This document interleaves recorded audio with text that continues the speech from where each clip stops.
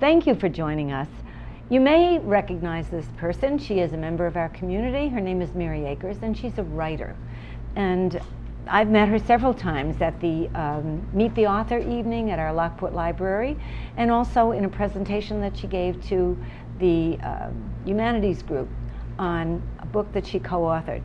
She has written, we'll talk about that a little bit more later, but she has written fiction, nonfiction, short stories, novels, and co-authored at least one book. Yes. So Mary, thanks for taking the time to be with us. And let's find out what goes on in the life of a writer in order for you to become a published writer. We see the finished product, but there's much work behind the scenes. Sure, there is. Each book is a little bit different in terms of what it takes to get it to completion. My short story collection took actually 10 years. It's not that it took 10 years of sitting down and writing, but each story was written over a period of time. The book that I co-authored with Andy took roughly 2 years, but that's sold on a proposal. So I realize I'm not giving you a great comprehensive answer, but each book takes something a little different. But it all takes hard work. It does all take hard work. And the ability to sit alone in a room all by yourself.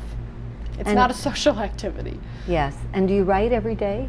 I try to, yeah, a couple of hours in the morning usually. I find that by the middle of the day, my ability to put sentences together is not as well defined as it is in the morning. And I have children, and they come home after school, and by then all bets are off. No writing happens after that time. Well, yes, they do take, and you want to give them everything that you have to give. Now, your background, you have a master's degree in creative writing. Yes. That's wonderful. But you also have an art background. And do you feel that that influences your writing? Absolutely. In a lot of different ways. I think primarily in terms of how I compose things or how I think of composing them. In terms of sculpture, the negative space is as important as the positive space. And in terms of writing, what you don't say or what you don't write is just as important as what you do write. And it even says something. What you want people to think about that you've not said to involve them. And what they will have to supply, because the reader has to put a certain amount of work into it too. We don't think of that when we're reading, but it's so true. We bring our own experiences, our own expectations, our own fears, passions, happy thoughts, etc. Exactly. I'm so grateful to readers for doing that, because they invest 8 hours or 10 hours, however much time, and they finish the book, really. I mean, what I've put on the page is just words. It's not a creation. It does not embodied until it goes into the reader's mind, and they make the pictures and they put the things together. And like you said, they bring their own experiences. I mean, I don't know if you've ever read a book at different times in your life. Oh, yes. But you read it when you're 20 and you think, that's what that's about. And then you read it when you're 40 and you go, oh, no, it was about that. And then it's about that and more. And more. Because yes. you bring more to the book yourself as the reader. I like what you said about the art helping you to create, that as with pottery, which is one of your loves in the art field, that taking a lump of clay and then shaping it is what you do in writing. Exactly. My first draft is not very pretty. It's my literary lump of clay, and I think that's what when people think about writing, I think they think that it falls out of the writer, or maybe comes right out of the writer's fingertips in perfect sentences. It doesn't. The first draft is ugly, and the second draft is slightly better, and the third draft is even better, and you just keep going until you get it right. So, what do you mean by ugly? Well, disjointed. You're just starting to put ideas together. Yeah, just sort of unformed.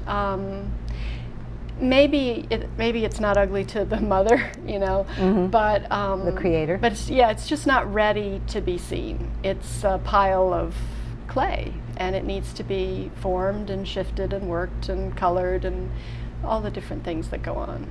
Fired.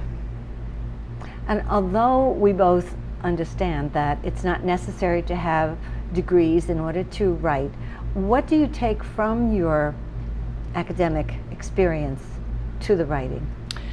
Well, I actually could have done everything myself, I believe, in my MFA program. What they did, though, was they told us what to read. It was guided learning, and it was also, it gave me a schedule in terms of writing. You have to write this much every day, you have to turn this in at this time.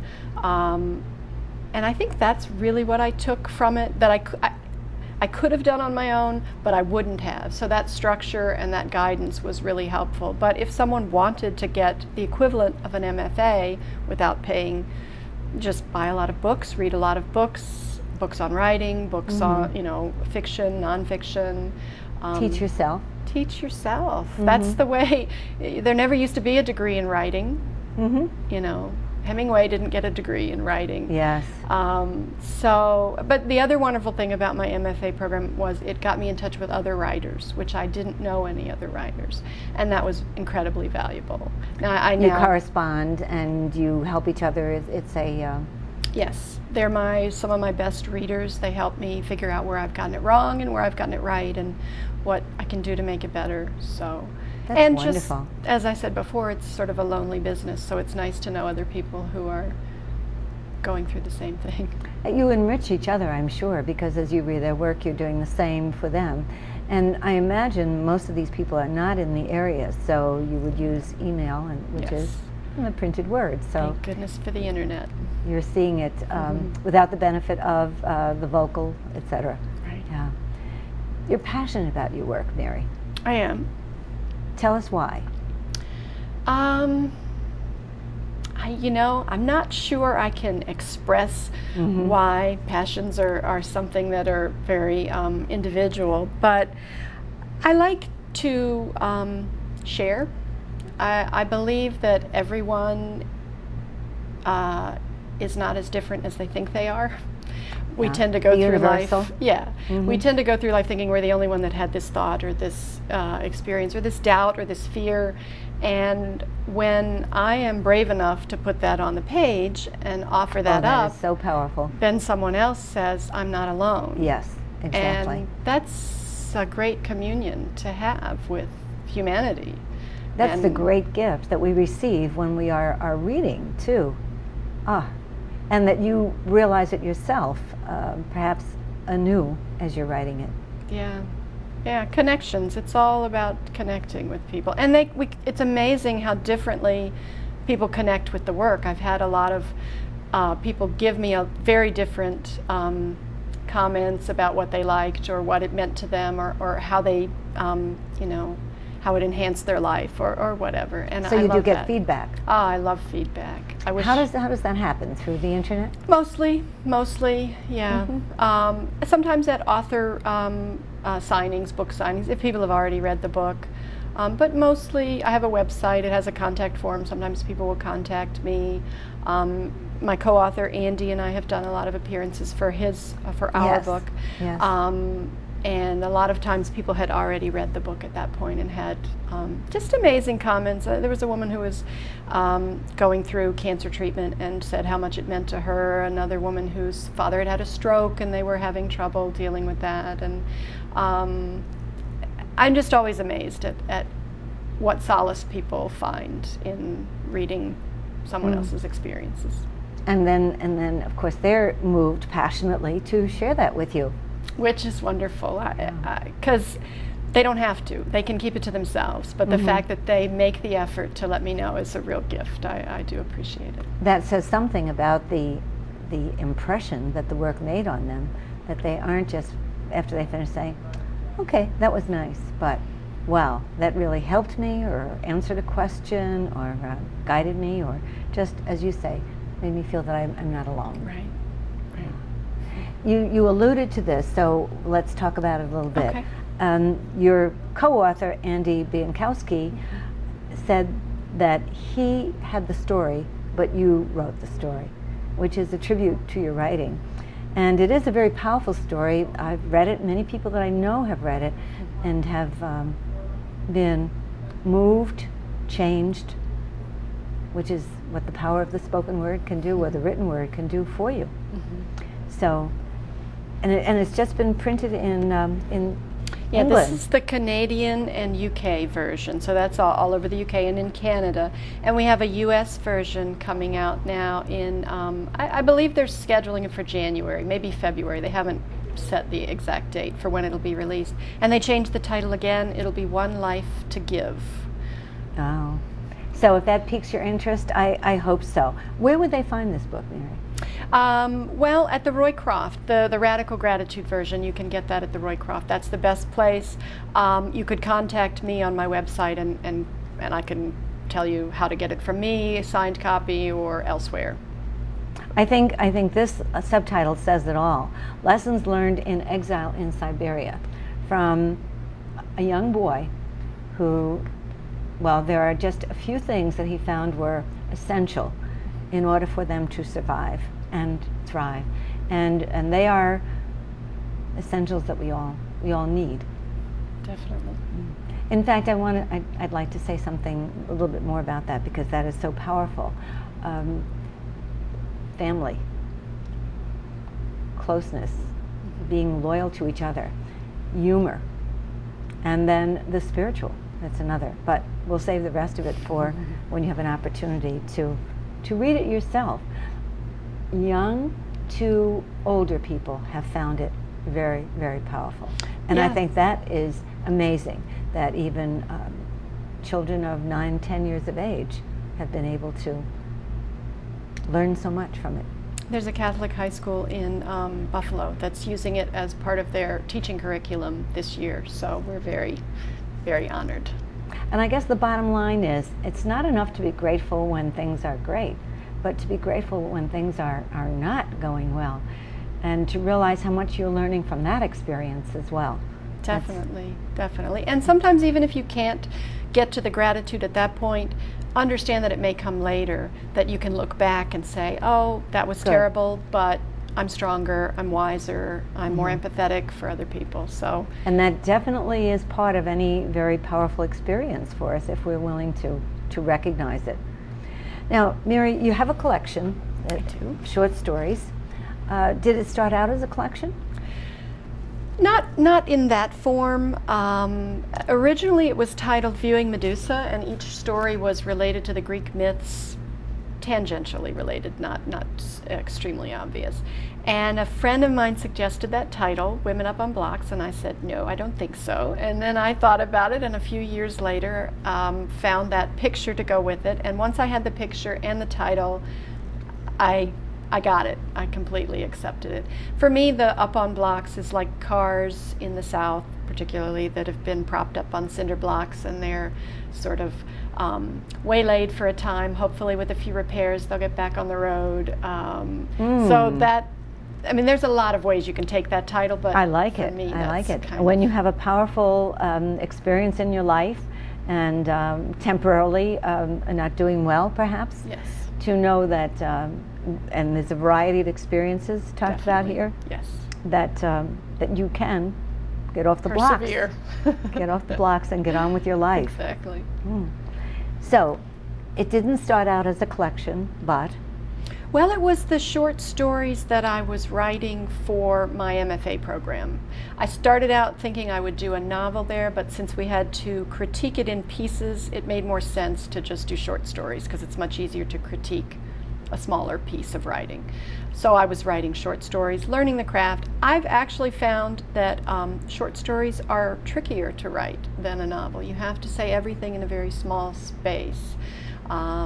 A novel, you can ramble, you have a broad canvas, to use the artistic terminology again. Good exercise, though, to have to be succinct. Yeah, it's like a study. You know, the difference between a study when you're drawing and you're making this very concentrated thing, and doing a mural, which is what a novel would be. This very large. I like that analogy. Canvas. Yeah. Wow. Are the characters and the situations from life? Yes, yes, they are. Some of them are from very specific things. Some are from things, incidences that moved me, sometimes things in the news. I have a new collection that's not published yet, but in that one I write about the tsunami that happened in Indonesia. And it's not even writing about that, but that's the backdrop. That's the setting for the story and the character, what happens to the character within that setting.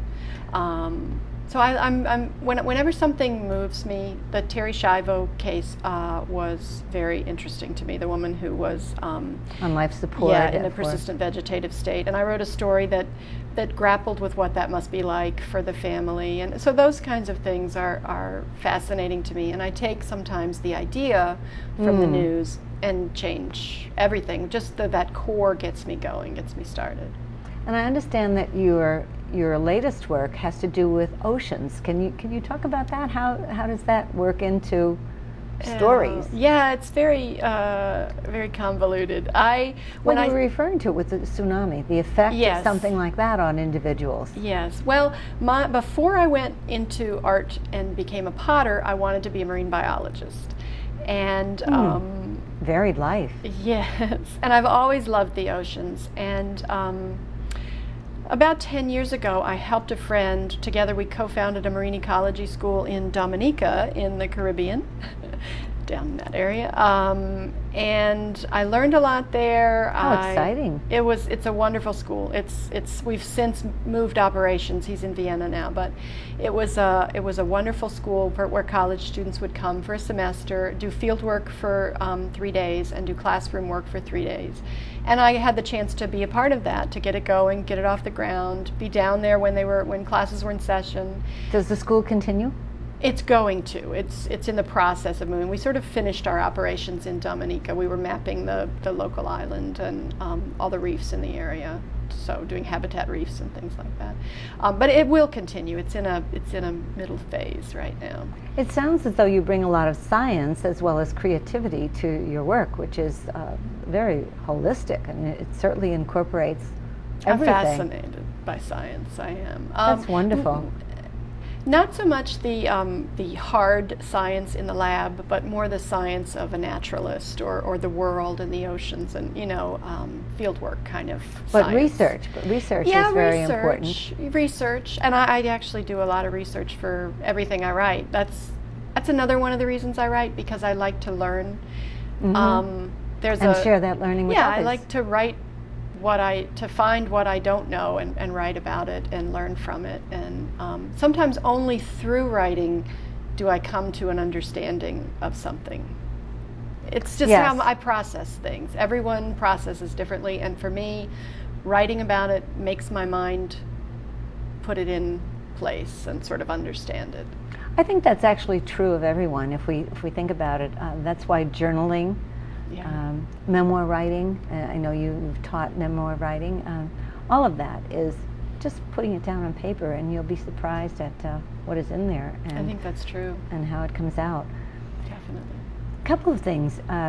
We'd like to give some advice to people who are aspiring writers, but also you just returned from a conference where you gave one of the workshops, and that's impressive, because some of the greats who began this conference, can you give the title and some of the people Writers involved? Conference. Robert Frost, Truman Capote, Tim O'Brien, Eudora Welty. I was thinking Flannery O'Connor, I'm pretty sure.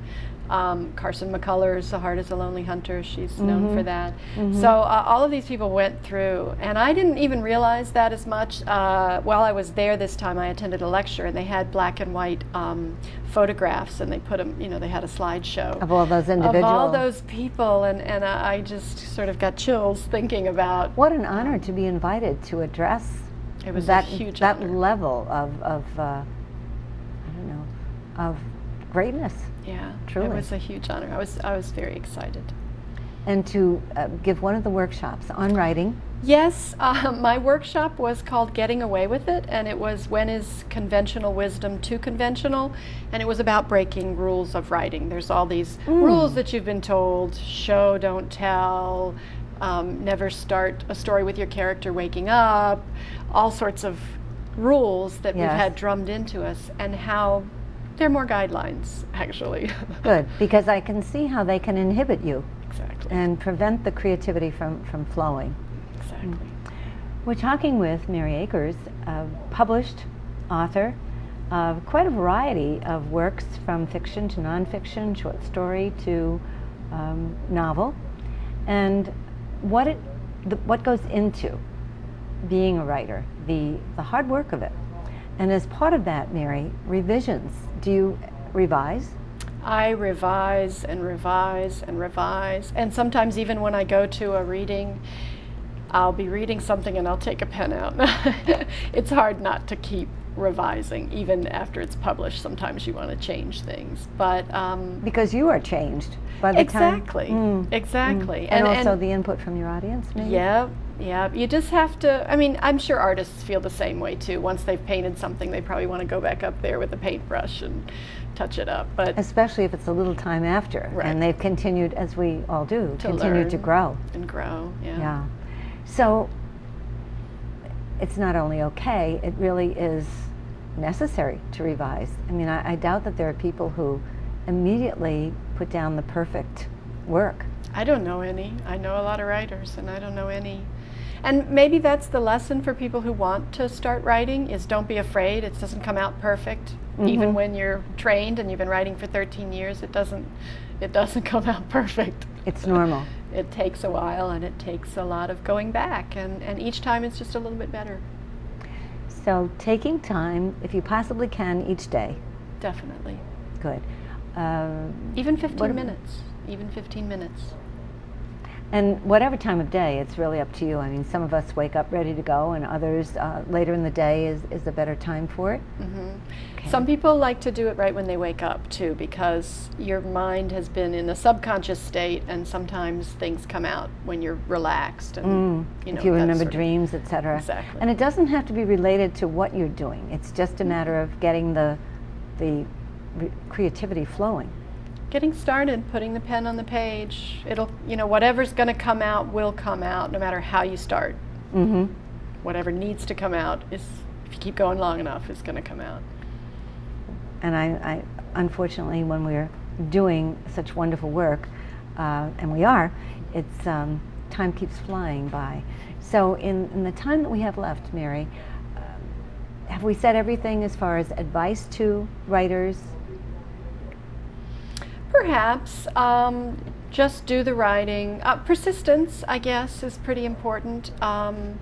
It helps belong to a supportive group. It does. I have a critique group online that I run, and it's in a private office online. And the title of that office is RIP, Rejection Isn't Personal. And that's important to remember, too. If you start trying to get stuff published and send it in, stuff's going to be rejected all the time. It's not a reflection, most of the time, of that writing. Maybe it means you need to revise, but maybe it just means it wasn't the right place to send it. I was going to say maybe a different they're company full, to send it or, to. Yes. There's many reasons for rejection, and you shouldn't automatically assume that all of them are related to talent or anything. Do you need an agent right away, Mary? No. And you won't get one right away. Really, agents aren't interested until you have a finished work to show them. So write a novel. If you want to publish a book, write a novel, then try to find an agent. Any ideas for the future? Well, you have this relating to oceans.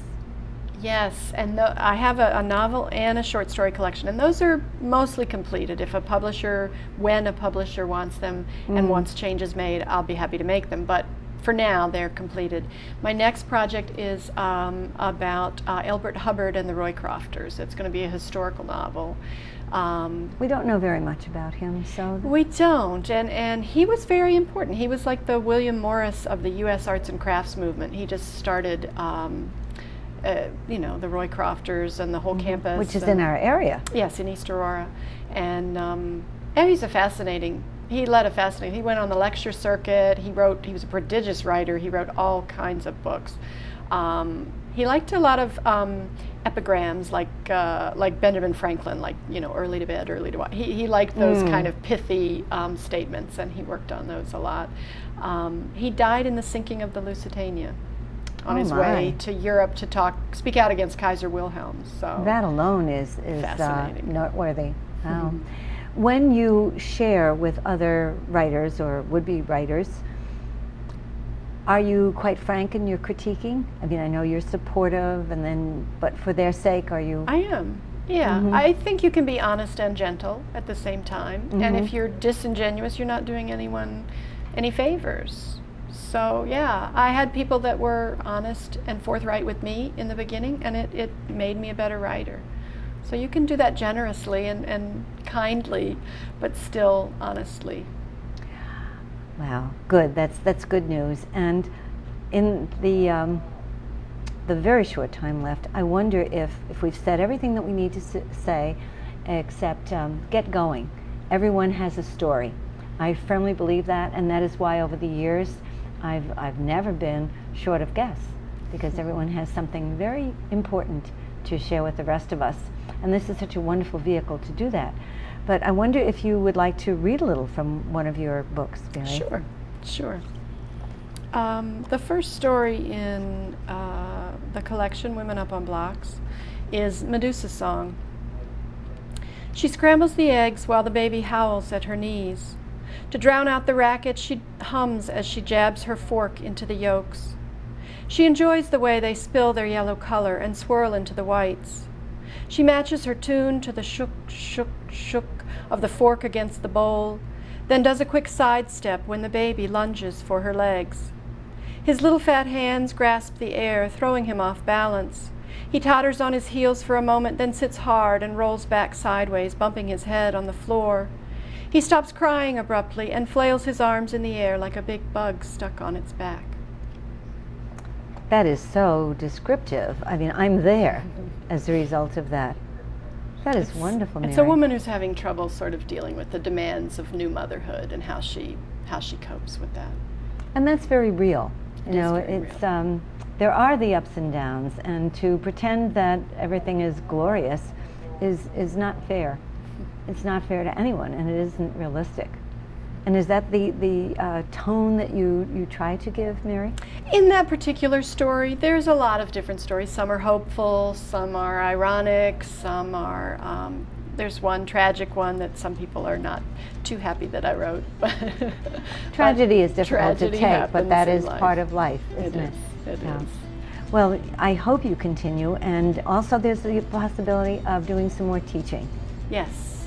especially memoir writing. Yes.